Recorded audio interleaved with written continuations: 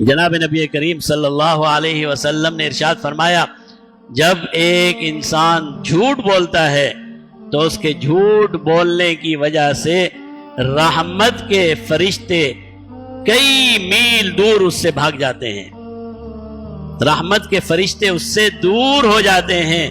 اور کیوں دور ہوتے ہیں؟ فرمایا کہ جھوٹ میں اتنی بدبو اور اتنی غلاظت ہے کہ رحمت کا فرشتہ اسے برداشت ہی نہیں کر سکتا۔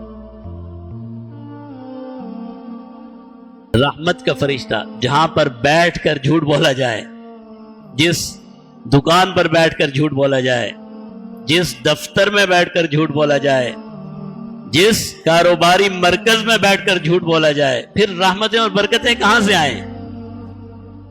جو انسان جھوٹ بولے، رحمت کے فرشتے تو گئے، کئی میل دور چلے گئے، پھر اسے رحمت ملے گی کیسے؟ پھر تو اللہ کے غضب ہے، اللہ کی ناراضگی میں ہے۔ کسی وقت بھی اگر اسی جھوٹ کی حالت میں اس کا انتقال ہو گیا، اللہ معاف فرمائے، تو پھر تو اس کی دنیا بھی تباہ اور آخرت بھی تباہ۔